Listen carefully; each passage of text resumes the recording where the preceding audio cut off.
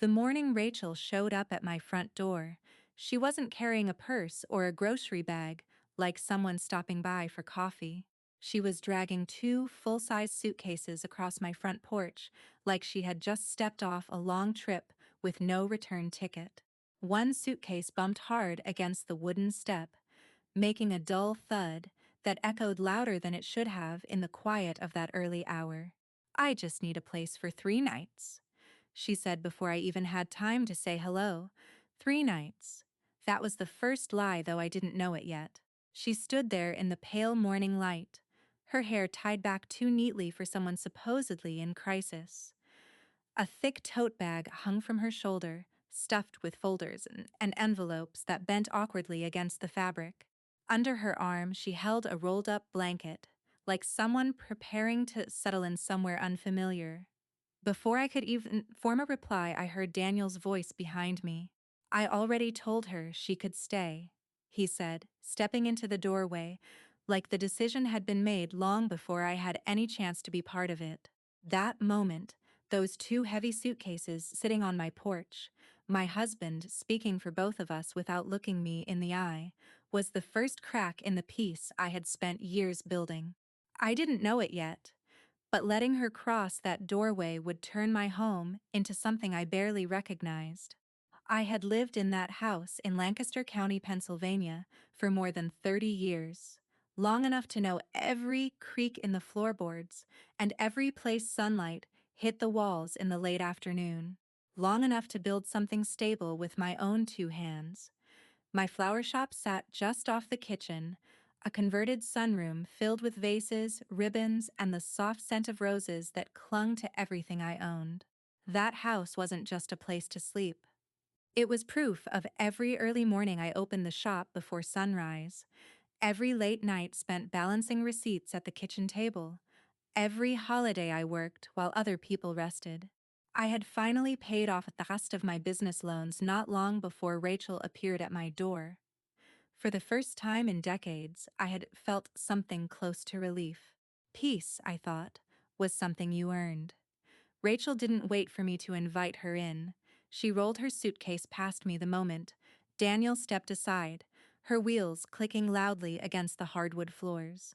She looked around the living room slowly, her eyes sweeping over the furniture, the framed photos, the small table where I kept fresh flowers every morning. It wasn't the look of someone grateful. It was the look of someone measuring space. I felt something tightened in my chest, though I couldn't name it yet. Daniel shut the door behind her like everything was perfectly normal. Like it was ordinary for someone to arrive unannounced with enough luggage to last a month. "She just needs a few nights," he said, his voice softer now, almost rehearsed. Rachel turned toward me with a tight smile that didn't quite reach her eyes. "Just until I figure things out," she added. I nodded slowly, though something deep inside me felt unsettled. Not fear, not anger. Just a quiet warning like the faint sound of thunder before a storm you couldn't yet see. By mid-morning, Rachel had unpacked more than I expected. She moved through the house with surprising confidence, opening cabinets without asking, stacking her belongings neatly along the coffee table and the side of the couch. She placed her blanket across the armrest like it belonged there, smoothing it carefully with both hands. Temporary guests didn't unpack like that. Temporary guests didn't spread themselves across a room. At one point, she carried her tote bag into the kitchen and set it down on the table. The top gaped open just enough for me to glimpse the corners of several thick envelopes inside. Some were stamped with bold lettering I didn't fully read before she pulled the bag closer to her side. She noticed me looking. Her hand moved quickly, sliding the tote under her arm again. "Just paperwork," she said lightly. I nodded, but the words settled wrong in my stomach. That first afternoon stretched longer than it should have. Rachel moved from room to room, settling into the rhythm of the house like she had been there before. Daniel followed her around with an odd, nervous energy, offering coffee, snacks, reassurance. He smiled more than usual, laughed too quickly, as if trying to smooth tension that hadn't yet been spoken aloud. Later that evening, as I stood at the sink rinsing dishes, I felt her presence behind me. Would it be okay if I had my mail sent here? Rachel asked. The question came out casually, like it was no more important than asking for a glass of water. Before I could respond, Daniel answered for me. Of course, he said without hesitation. I turned to look at him, accenting at least a glance, some acknowledgement that this was our house, not just his to offer. But he didn't meet my eyes. Rachel smiled again, softer this time, like she had just secured something important. Just temporarily, she added. Temporary. That word floated through the room like smoke. Dinner that night felt heavier than usual. Rachel spoke often, filling the silence with stories about bad luck, missed opportunities, and people who had let her down. Daniel listened carefully, nodding at every turn, while I sat across from them feeling like an outsider in my own dining room. Between bites, Rachel asked small questions that didn't sound small at all. What's the Wi-Fi password? When does the trash pickup come? Do you get deliveries often? Each question seemed harmless on its own, but together, they sound like someone studying the rhythm of a house they plan to stay in. Late that night, after the dishes were done and the lights dimmed, I walked quietly past the living room on my way to bed. The house felt too quiet, too still. Rachel sat alone on the couch, her laptop glowing against the darkness. She didn't hear me at first. On the screen, I caught a glimpse of a form before she snapped the laptop closed. A heading flashed in my memory for just a second. Change of address. She turned quickly when she realized I was there. Oh, she said, forcing a small laugh. Just taking care of paperwork. Her smile lingered a little too long. I nodded, but something inside me shifted in a way I couldn't ignore. As I walked back to my bedroom that night, the sound of my footsteps felt louder than usual against the floor. I closed the door gently behind me, sat on the edge of the bed, and stared into the darkness for a long time. And as sleep refused to come, one thought kept circling in my mind like a warning I wasn't ready to hear. Those 3 promised nights already felt like they were turning into something much longer. The first 3 nights passed slower than I expected, like time itself had grown heavier inside my own house. Night 1 felt awkward, but manageable. Rachel stayed mostly quiet, keeping to herself while Daniel hovered nearby like he was afraid she might disappear if he left the room. I told myself it was temporary. 3 nights wasn't long enough to disrupt a life built over decades. I had hosted guests before. I knew how to be generous. Night 2 felt longer. Rachel had already spread her belongings across the living room, her blanket draped permanently over the couch, her tote bag resting near the coffee table like it belonged there. Daniel stayed up late talking with her, their voices low but constant, drifting through the hallway while I tried to sleep. Night 3 was the one that unsettled me the most. Not because anything dramatic happened, because nothing did. No packing, no discussion about leaving, no mention of what came next.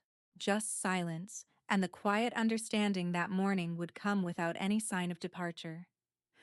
On the fourth morning, I walked to the mailbox the way I always did, expecting the usual mix of store catalogs and supplier notices for my flower shop. The early air carried the scent of damp grass, and for a moment I let myself pretend everything was still normal, until I opened the mailbox. Inside sat a single envelope, thicker than the rest of my usual mail. The words certified mail were stamped boldly across the front. Rachel's name, my address. I stood there longer than I should have, staring at it, feeling a strange weight settle into my chest. Certified mail wasn't something people ignored. It wasn't something casual. When I walked back inside, Rachel sat at the kitchen table sipping coffee like she had lived there for years. This came for you, I said to him, placing the envelope in front of her. She didn't open it, not immediately. Instead, she stared at it for a long moment, her fingers resting lightly on the edge, as if touching it might burn her. Then, without a word, she slid it into her tote bag. Not opened, not discussed. Hidden, people didn't hide normal mail. By the end of the first week, I noticed something else that unsettled me even more. Rachel wasn't living like a guest. She was settling. The bathroom shelf filled with full-size shampoo bottles instead of travel containers. New towels appeared on the rack, ones I didn't recognize. She rearranged the spice cabinet one afternoon, explaining casually that it made more sense this way, as if my kitchen had always needed correcting. Temporary guests didn't reorganize kitchens. Temporary guests didn't buy permanent supplies. They prepared to leave. Rachel prepared to stay. Each morning brought more mail. Not just one envelope, but several. Different sizes. Different return addresses. Some stamped with bold red lettering that caught my attention before I even realized what I was reading. One morning, the mailbox overflowed. I carried the stack inside, sorting automatically, mine, Daniel's, store-related, until I realized every single envelope bore Rachel's name. All of them. One envelope stood out more than the others. Thick paper, red lettering across the front. Final order. I didn't open it. I didn't need to. The warning sat there in plain sight, loud enough without explanation. I placed the pile on the kitchen counter and stepped back slowly, as if distance alone could soften what I already sensed growing inside my home. The second week brought a different kind of noise: phone calls. At first, I didn't think much of it. The house phone rang occasionally, like it always had. But then it rang again. And again. Always asking for Rachel. Is Rachel available? The voices were calm, professional, not friendly, not familiar, not the voices of friends checking in or relatives catching up. Rachel avoided those calls whenever possible. If she answered, her voice dropped to a whisper before she ended the conversation quickly. Just paperwork stuff, she told me once when I asked. But her smile felt thin, stretched too tight across something fragile. One evening, I walked into the living room and found the door closed. That had never happened before. Not in all the years I had lived there. I reached for the handle and paused, listening. Soft typing sounds leaked through the wood. Papers rustled. A chair shifted. Guests didn't close living room doors. Guests didn't claim shared spaces like private offices. Something about that closed door made my stomach twist in a way I couldn't ignore. By the 15th day, the shift in the house felt impossible to deny. Rachel moved through each room with growing confidence. She washed clothes late into the night, ran the dishwasher twice as often, left lights burning long after midnight. The hum of electricity seemed louder somehow, like the house itself knew it was being pushed beyond its limits. One afternoon, I answered the phone without thinking. "Hello?" A man's voice answered immediately. "Is this Rachel Lawson's legal residence?" The words struck harder than I expected. Legal residence. Not temporary stay, not guest. Residence. "Yes," I said slowly. "She's staying here." "Thank you for confirming," he replied before hanging up. That was it. No explanation, no clarification. Just confirmation. I stood there, holding the receiver, listening to the empty line, feeling something cold creep into my chest. That night, I pulled out the calendar hanging near the kitchen door. One by one, I counted the crossed-out days. Day 1, Day 2, Day 10, Day 20, 35 days. Not 3 nights, not 1 week, 35 full days inside my home. "She's been here 35 days. I said quietly to Daniel later that evening. He didn't look up from the television. "She just needs time," he replied, as if that settled everything. Time. Time had become the excuse for everything. Time to stay, time to wait, time to ignore what was unfolding right in front of us. The next afternoon, I walked to the mailbox again, my steps slower than usual, my hands colder despite the warmth of the day. Inside sat another envelope, thicker than the rest. Heavier.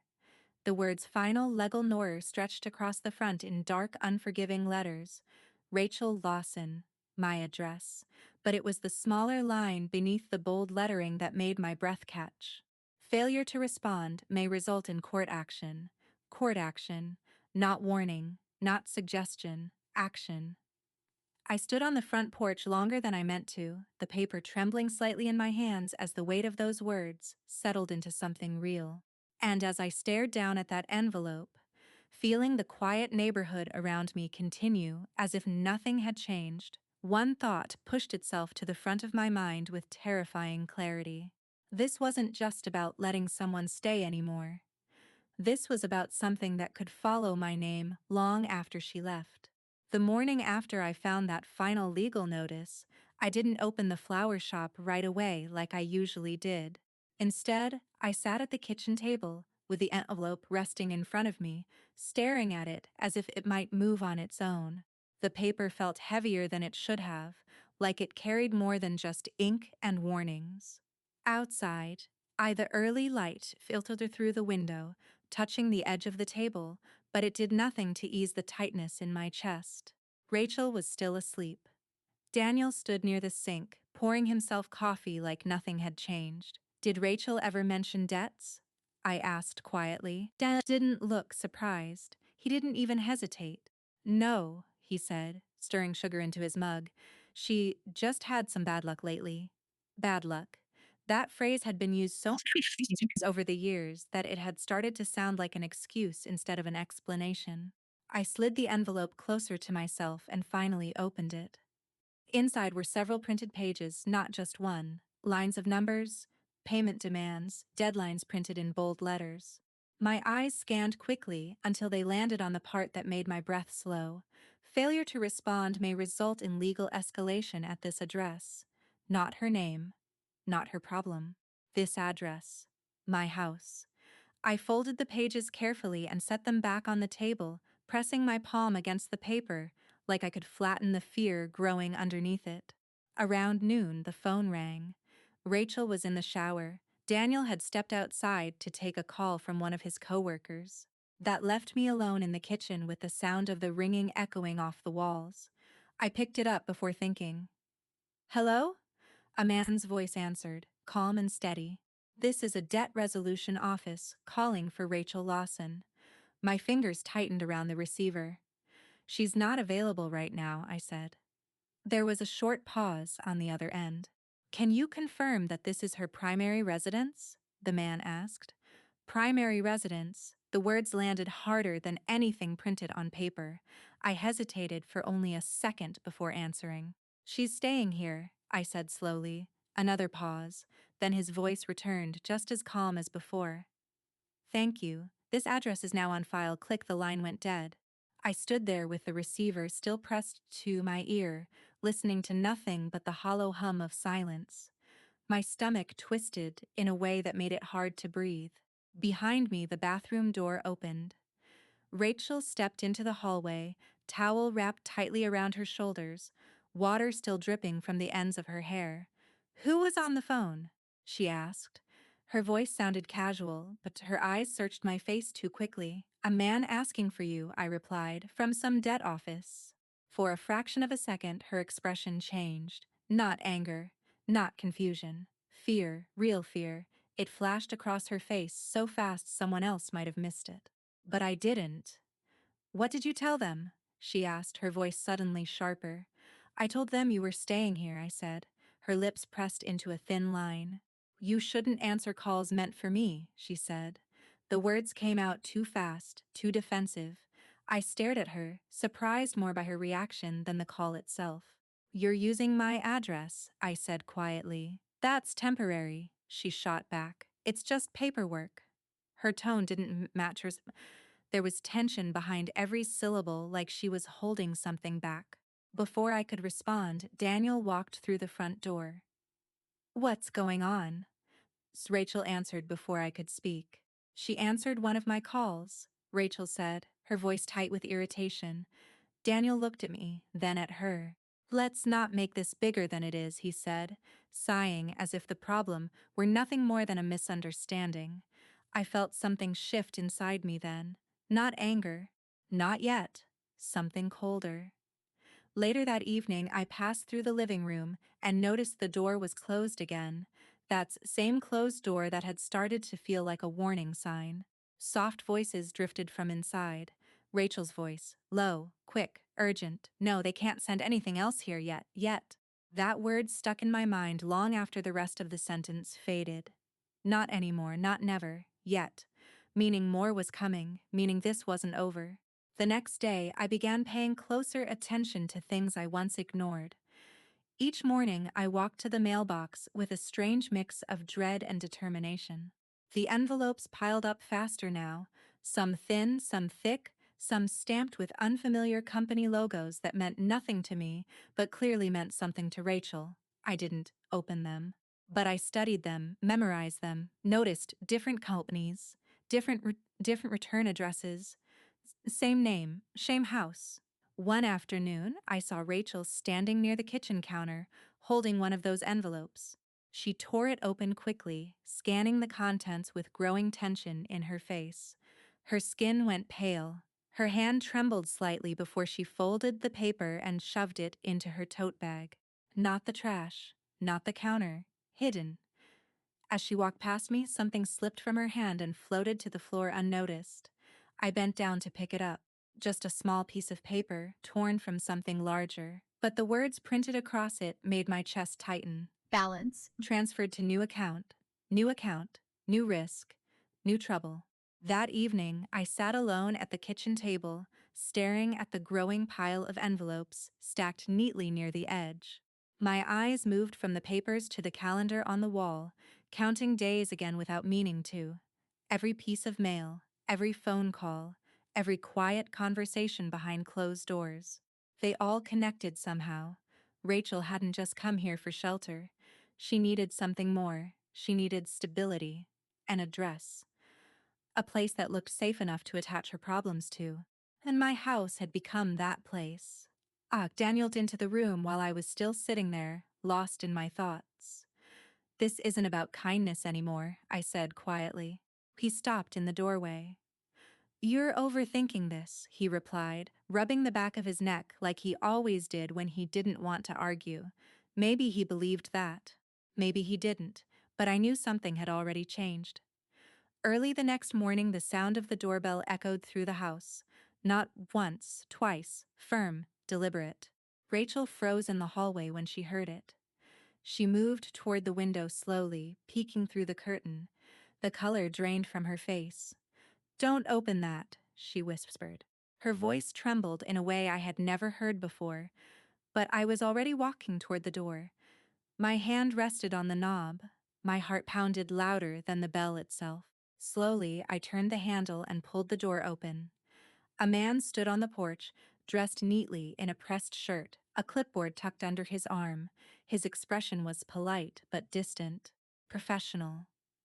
"Mom," he said calmly, "I'm here regarding Rachel Lawson's outstanding balance tied to this property." And standing there in my own doorway, staring at a stranger who knew my address, my home, and my connection to debts I had never made, I realized something I could no longer ignore. This wasn't just her problem anymore. It had become mine. The man at my door didn't rush his words, and that made everything feel worse. He stood there with one hand resting on his clipboard, his posture straight, professional, like he had delivered news like this 100 times before. His eyes moved past me for just a second, scanning the inside of my house without stepping forward. "Mom," he repeated calmly, "we've been trying to reach Rachel Lawson regarding unresolved balances." My fingers tightened against the edge of the door. "She's staying here temporarily," I said, forcing the words out as steadily as I could. He nodded once, as if he had heard that explanation many times before. "Understood," he replied. "However, this property has been listed as her official mailing residence." Official. That word didn't just land, it settled deep, like something heavy dropping into water. "If there's no response soon," he continued, "further legal steps may follow at this address." At this address. Not hers. Mine. Behind me I felt movement. Rachel had stepped into the hallway, her bare feet silent against the floor. I didn't have to turn around to know she was there. I could feel the tension radiating from her like heat from an open oven. "I told them not to come here," she whispered sharply, not surprised, not confused, not asking why. "Told them not to come here." The man nodded politely once more, handed me a small printed notice, and stepped backward down the porch steps. "Have a good day, Mom," he said. Then he walked away, as if nothing unusual had happened, leaving me standing in my own doorway with a piece of paper that felt heavier than the door itself. When I closed the door, the silence inside the house felt thick and suffocating. Rachel turned on me immediately. "You didn't have to open the door," she snapped. Her voice carried more anger than fear now. "It's my house," I replied, still holding the notice tightly in my hand. "You made it worse," she shot back. "Worse." As if I had created the problem. As if answering my own door had been the mistake. Before I could respond, the front door opened again. Daniel walked in, setting his keys on the table, glancing between us with confusion. "What's going on?" he asked. Rachel answered before I could speak. "They showed up," she said quickly, because she answered calls and opened the door. The blame came so naturally, it barely sounded like blame at all. Daniel sighed, rubbing his forehead. "This is getting blown out of proportion," he muttered. Those words hit harder than I expected. Blown out of proportion. Like the man standing on our porch had been nothing more than a misunderstanding. Rachel crossed her arms tightly. "If they take this further," she said slowly, "it affects everyone here. Everyone. Not me, everyone." There was something sharp hidden inside that sentence. Something that sounded less like worry and more like warning. The argument ended without resolution, but something inside the house had changed. Over the next few days, small things began shifting in ways that made my skin crawl. Rachel started rearranging the kitchen. At first, it was subtle. A spice jar moved from one shelf to another. A stack of plates shifted to a different cabinet. I noticed it while preparing lunch one afternoon, reaching automatically for something that wasn't where it had always been. "I moved things to make it easier," Rachel said casually when she noticed me searching. She didn't ask, she didn't apologize. She just explained, like she had every right to change my space. Later that same day, I came home from the flower shop and stopped in the doorway of the living room. My favorite vase, the one I had kept in the same spot for years, was gone. I found it later on a side table near the window, placed beside Rachel's stack of papers, like decoration, like background, like my belongings had become part of her world. The feeling that settled over me wasn't anger. It was displacement, like walking into someone else's home by mistake. The next morning, I noticed something taped to the refrigerator, a small square of paper. Mail. Leave for Rachel, not a request, not a question, an instruction. I stared at it longer than I should have, reading those words over and over again. That refrigerator had been mine for decades.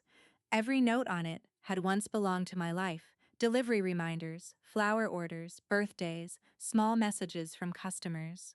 Now there was an order sitting in the center of it, written in Rachel's handwriting. That afternoon I walked to the mailbox again, dread building with every step. Inside sat another envelope, different from the others, official-looking, formal. The return address read County Legal Office, Rachel Lawson, my address. My hands trembled slightly as I opened it. Inside was a neatly printed notice. Notice of pending legal review. Pending. Not threatened, not warned, already moving, already happening. A line near the bottom caught my attention, pulling the air straight from my lungs. If unresolved legal presence may be required at this address. Legal presence. At this address. My house, not hers. Mine. That night, dinner passed in strained silence. Rachel sat across from me, typing constantly on her laptop. Daniel kept his eyes on his plate, speaking only when necessary, as if silence might protect him from choosing sides. After dinner, I walked into the kitchen and pulled the latest utility estimate from the counter. Electric usage higher than usual. So what's her usage? Steadily. Internet data nearly doubled. Numbers didn't lie. Consequences didn't stay hidden. Rachel hadn't just brought stress into my house. She had brought cost, strain, risk. Late that night, long after the lights were turned off, I passed through the living room again. A single lamp glowed near the couch. On the coffee table sat an open envelope. Not sealed, not hidden. Inside I saw bold lettering across the top of a document. Summons preparation notice. Preparation. Not yet official, but close. Close enough to feel like thunder rolling in the distance. Rachel stepped into the room suddenly, catching me staring at the paper. You shouldn't touch things that aren't yours, she said coldly. Her words hit harder than they should have. Not because they were cruel, because they sounded confident, possessive, like ownership had shifted without permission. I looked around the room slowly, taking in every detail: the furniture I had chosen, the floors I had cleaned, the walls I had painted over years of careful work. And standing there in my own living room, holding a piece of paper that threatened my peace, my finances, and my name, I realized something I had been too afraid to admit. My home was no longer just my sanctuary. It had become part of her escape plan. The envelope lay on the coffee table, long after Rachel walked out of the room, and for the first time since she arrived, she had forgotten to hide something. Not sealed, not tucked away, just sitting there like it belonged. I stood in the doorway of the living room, staring at it while the ticking clock on the wall sounded louder than usual. The rest of the house had fallen quiet. Daniel had gone outside to take a call, and Rachel's footsteps faded down the hallway toward the guest room. The paper didn't move, but it felt like it was calling to me. For weeks I had watched from a distance. I had stayed polite, careful, quiet. I had told myself that patience was kindness, that waiting would keep peace in the house. But something inside me shifted in that moment, not panic, not anger, something closer to decision. I stepped forward slowly and picked up the envelope. My fingers trembled slightly as I opened it. Inside were several pages, not just one. Thick, printed statements filled with account numbers, due dates, and warnings printed in bold lettering. I flipped through them carefully, scanning line after line until one detail forced my breath to slow. My address, printed again and again and again, not once, not twice, multiple times across different pages, different companies, different balances, different deadlines, but always the same location, my home. I spread the papers across the coffee table like pieces of a puzzle. One statement showed a credit account. Another listed unpaid service fees. A third referenced balance transfers already in progress. This wasn't a single mistake. It wasn't one overdue bill. It was a pattern, a system, and I had been standing in the middle of it without seeing the full picture. One line caught my eye near the center of a page: primary residence confirmed, not temporary, not guest, residence. The words settled deep inside my chest, pressing against my lungs until breathing felt heavier than before. That was the moment fear turned into something else. Not panic, anger, quiet anger. The kind that didn't shout but stayed still, watching, learning, remembering. As I turned another page, one of the company's names felt familiar in a way I couldn't ignore. My mind pulled backward through memory until it landed on a moment I had almost forgotten. Several years earlier, late at night, Daniel standing in the kitchen with his phone pressed tightly to his ear, his voice low, urgent. Rachel had called him crying. She had lost her job. Her landlord had given her notice. She had nowhere to go. I remembered standing at the doorway back then, listening while Daniel promised help, without asking me first. He had transferred money quietly the next morning, telling me afterward like it had already been decided. She just needs one more chance, he had said. One more chance. Those words echoed now in my mind like a warning I should have taken more seriously. Back then, Rachel had promised to change, promised to find stable work, promised to rebuild her life. But promises were easy, responsibility was harder. And history, I realized, had a way of repeating itself when people refused to learn from it. I shook the memory away and returned to the present, staring down at the papers still spread across the table. Same pattern, different house, different address, same chaos. That was when I noticed something that made my hands tighten around the edge of the page. A separate form sat near the bottom of the stack, address verification form. Signed, Rachel's signature curved across the line in dark ink. The date printed beside it was recent, very recent, not from months ago, not from years ago, from days after she moved into my house. This wasn't desperation, this wasn't panic, this was planning. Rachel hadn't just needed shelter, she needed a stable address. a location that looked permanent enough to attach her problems to. Someone else's property, someone else's name behind the walls, and without realizing it, I had handed her exactly what she needed. I turned another page and froze. Balance transferred to new registered address. My address. Again. The words blurred for a moment as a cold wave moved through my chest. Not temporary damage. Expanding damage. Spreading damage. The kind that grew quietly until it reached places you couldn't undo. Footsteps sounded behind me. Daniel entered the room and stopped abruptly when he saw the papers spread across the table. For a long moment, neither of us spoke. "Did you know?" I asked finally. My voice sounded steadier than I felt. He didn't answer right away. Instead, he stared at the documents, his face tightening as recognition settled in. "She didn't have anywhere else to go," he said at last. Not denial, not confusion, defense. The words hit harder than anything printed on those pages. Not just betrayal from Rachel, betrayal from him, because he had chosen comfort over truth again. "We can fix this," Daniel added quickly, stepping closer. "We," that word struck deeper than anything else. Not she. Not Rachel. "We," meaning me, meaning my responsibility, meaning my burden. That was when something inside me stopped resisting reality.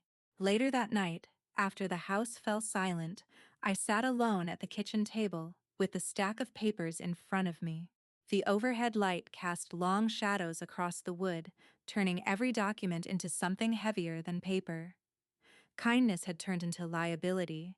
Trust had turned into exposure. Silence had turned into danger. I reached for my phone and began taking photographs of each document, one by one, slowly, carefully, making sure every detail remained clear, not reacting, preparing. I gathered the pages together and slid them into a folder, smoothing the edges so they sat neatly inside. No panic, no rushing, just organization, control. That was the word that stayed with me as I closed the folder and turned off the kitchen light. Standing there in the darkness, holding that folder against my chest, I understood something I hadn't allowed myself to admit before. This was no longer about helping family. This was about protecting myself. The morning everything changed didn't start with shouting or slammed doors. It started with a piece of paper. I was standing at the kitchen counter, pouring coffee into my favorite mug, when Rachel walked in with a calm expression that didn't match the tension that had been growing in the house for weeks. She didn't look tired. She didn't look worried. She looked prepared. Without greeting me, she placed a sheet of paper flat on the kitchen table. "I need help covering these," she said. Not asking, not explaining, just stating it like it was already decided. I set the coffee pot down slowly and stepped closer. The paper was filled with numbers, phones charges, subscription fees, late payment penalties, lines of overdue amounts stacked one beneath another, each one representing something I had never agreed to carry. "This isn't mine," I said quietly. Rachel crossed her arms and leaned back against the counter, completely at ease. "You're financially stable," she replied. "This shouldn't be a big deal for you." There was no apology in her voice, no embarrassment, no shame, just expectation. Something inside my chest tightened, not from fear this time, but from the weight of understanding exactly what she was doing. "You're asking me to pay your bills," I said. She shrugged slightly. "You own this house, you run a business, you can afford it." The words were spoken casually, like she was listing facts, not making demands. Then her tone shifted just enough to make my stomach twist. "If collectors come here again," she added, "it affects you too." There it was, not a request. A warning dressed as logic. This wasn't about help anymore. This was pressure. Before I could respond, the front door opened. Daniel walked in, loosening his tie as he stepped into the kitchen. His eyes moved from Rachel to the paper on the table, then finally to me. Rachel spoke first. "She's upset about helping," she said softly. "Helping." That word made the situation sound smaller than it really was. "She wants me to pay her bills," I corrected. Daniel paused, staring at the paper for a long moment. His shoulders lifted slightly as he exhaled, the way he always did when something uncomfortable entered the room. "Well," he began, slowly, Maybe we can help a little. Not she. Not Rachel. We. The word landed harder than anything Rachel had said. For a moment I couldn't speak. I just stood there, staring at him, waiting for him to realize what he had just agreed to. She's family, he added quietly. The same words. Again, like they had never caused damage before. I straightened my posture, forcing my voice to stay calm. I didn't sign up to carry her debts, I said. Rachel stepped forward, her expression sharpening. You're exaggerating, she replied quickly, gaslighting. The word floated through my mind, though I didn't say it aloud. She slid the paper closer to me across the table, pushing it until the edge nearly touched my hand. You're making this bigger than it is, she continued. Daniel stepped closer too, but not beside me, beside her. The shift was subtle, but it changed everything. They stood shoulder to shoulder while I faced them alone. If this goes to court, Rachel said, lowering her voice, your address is already listed. The words filled the room like smoke, not loud, not dramatic, but heavy, threatening. I felt the loneliness settle into my chest then, not sudden, but steady. Like a slow realization that the people I expected to stand with me had quietly moved to the other side. This isn't about money anymore, I said, barely above a whisper. Rachel tilted her head slightly, watching me like she was waiting for me to surrender. You wouldn't want legal trouble attached to your property, would you? She asked. Her tone remained calm, soft, almost gentle, but more dangerous than shouting. I looked from Rachel to Daniel, searching his face for hesitation, doubt, anything that suggested he understood what was happening. Instead, I saw exhaustion, avoidance, fear of conflict, not protection, not support. That realization hurt more than anything else.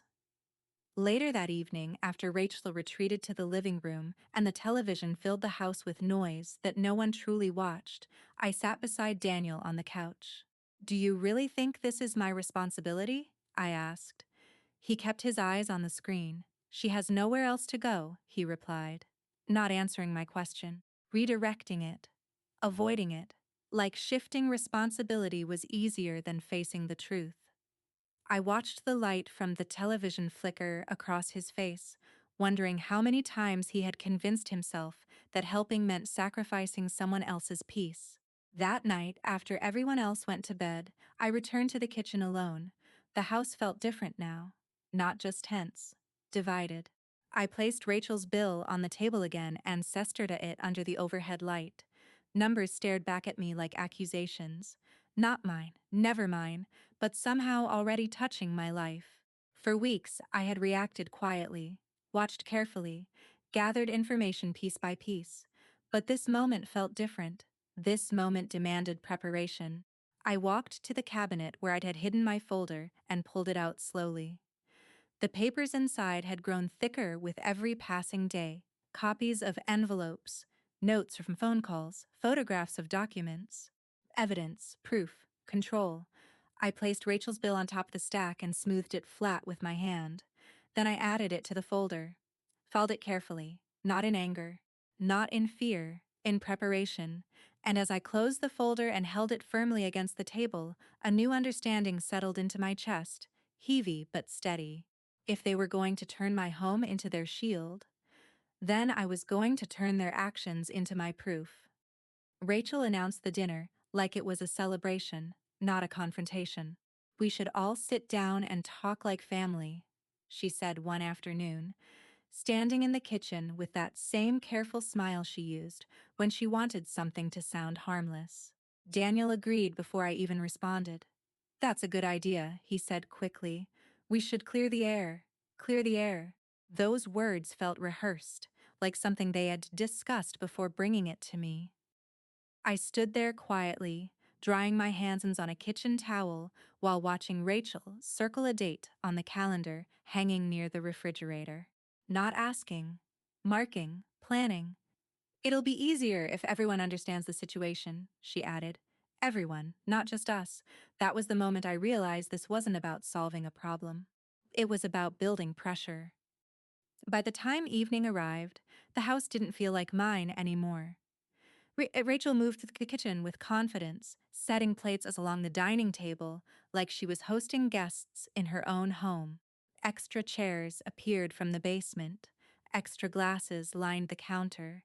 She directed Daniel to move dishes from one place to another, adjusting everything until the table looked larger than usual. Too prepared, too organized. Like she had imagined this moment long before I knew it was coming. I stood near the doorway, watching quietly, feeling something different this time. Not fear, not confusion, stillness, because the folder I had prepared sat hidden beside my chair, waiting. The first knock at the door echoed through the house just after 6. Daniel's cousin stepped inside first, smiling politely, followed by his aunt carrying a dessert dish wrapped in foil. I hadn't expected them. No one had told me they were coming. Rachel greeted them warmly, her voice soft and welcoming, her posture relaxed. "Thank you for coming," she said. Hugging them like this was a family reunion, not a discussion, not a confrontation. A performance. The room filled slowly with conversation, the sound of small talk bouncing off the walls. Weather, work, memories years ago, safe topics meant to soften the atmosphere. But beneath the laughter, tension stretched tight. Rachel smiled constantly, laughing at jokes that weren't funny, nodding at stories she had already heard before. Daniel avoided looking directly at me, keeping his attention fixed on the guests like eye contact might force him to acknowledge what was about to happen. Dinner began quietly. Forks touched plates. Glasses clinked softly. Voices stayed polite, careful, measured. Then Rachel began telling her story. "I've had a rough time lately," she said gently, her voice soft enough to draw sympathy without sounding dramatic. Everyone listened. She spoke about job struggles, unexpected bills, and people who had let her down. She didn't lie outright, she didn't need to, she simply left out the parts that mattered. Every few seconds, her eyes flicked toward me, watching, measuring, calculating. "I never expected to need this much help," she added, lowering her voice slightly.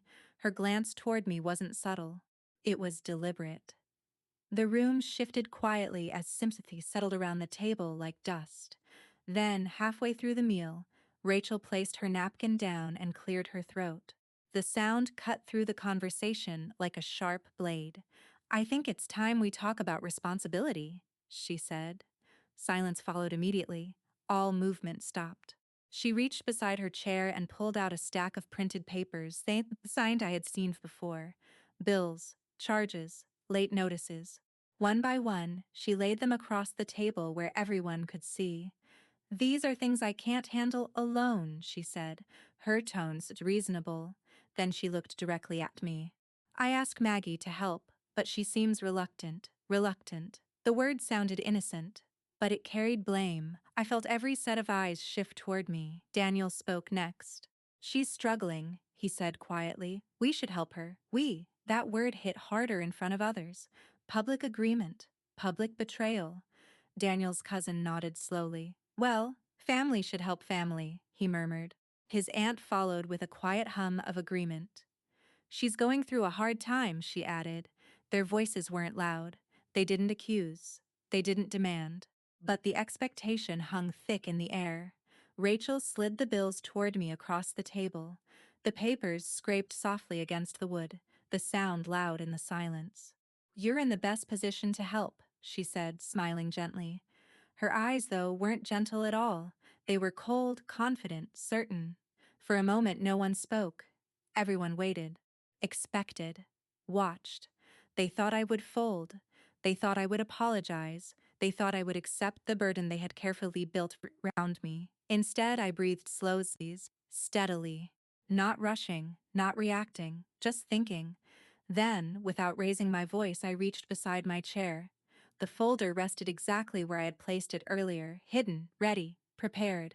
I pulled it out slowly and set it on my lap, feeling the weight of the documents inside pressing against my hands.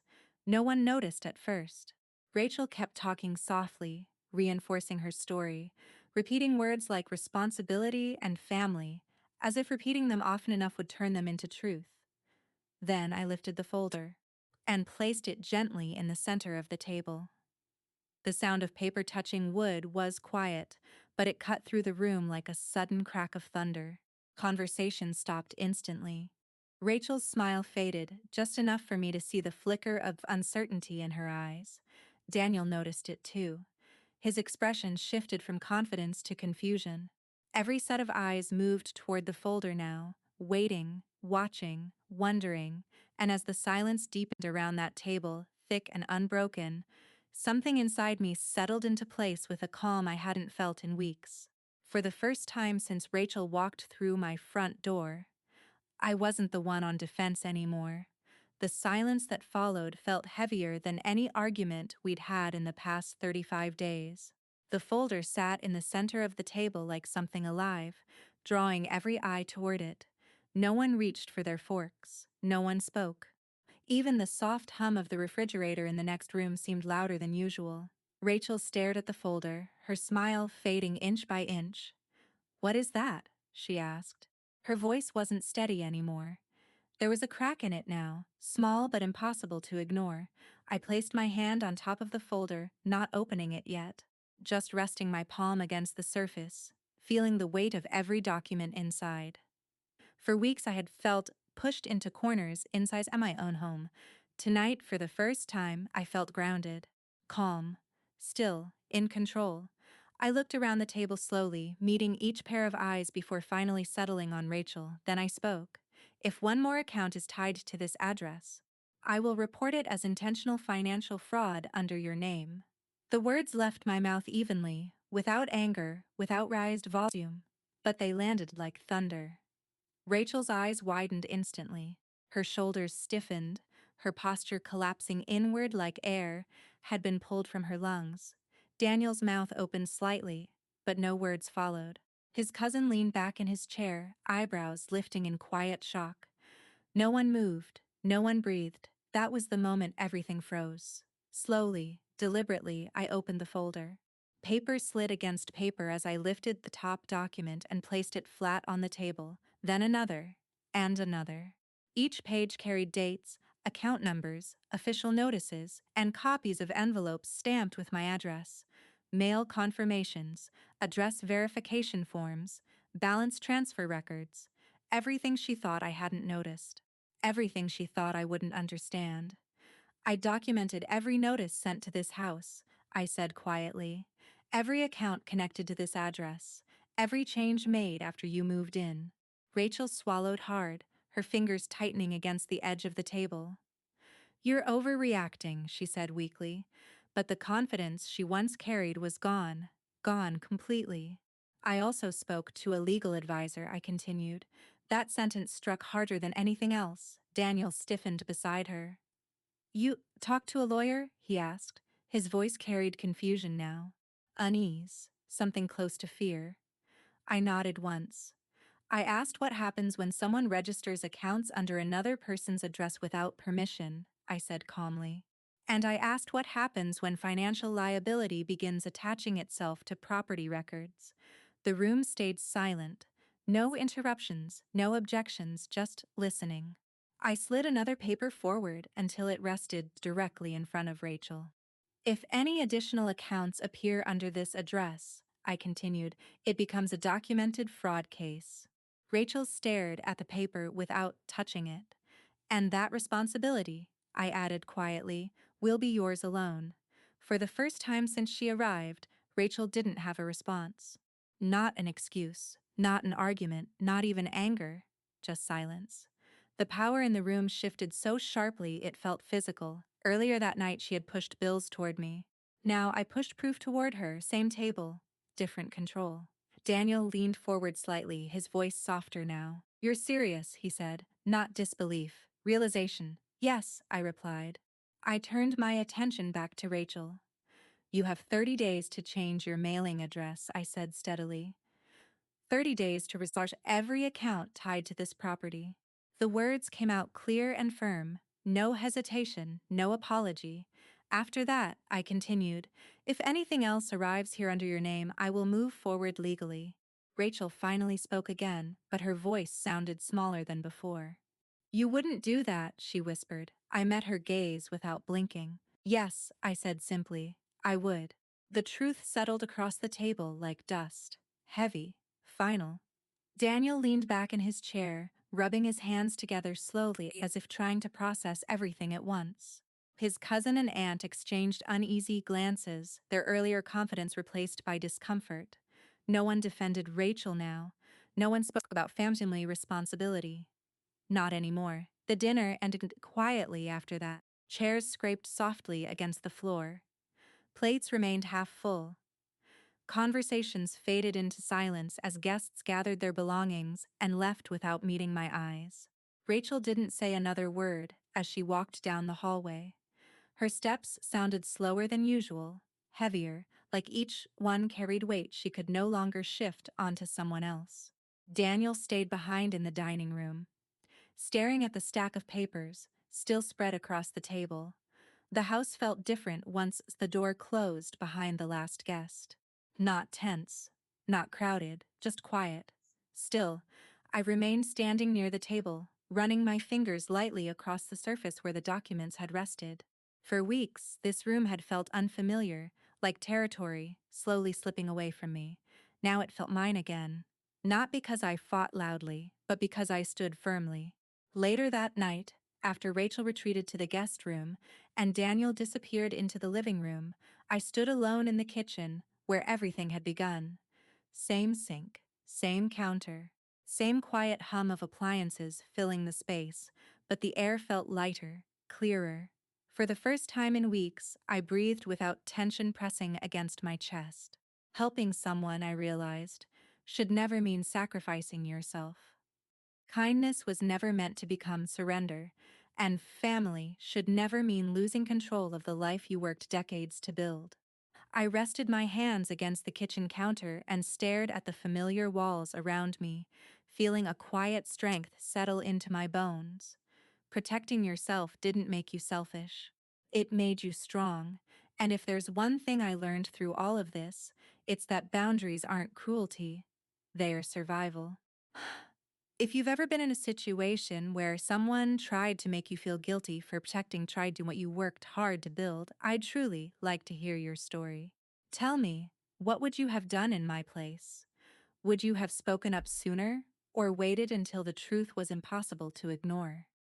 And if stories like this remind you that strength doesn't always have to be loud to be powerful, stay with us.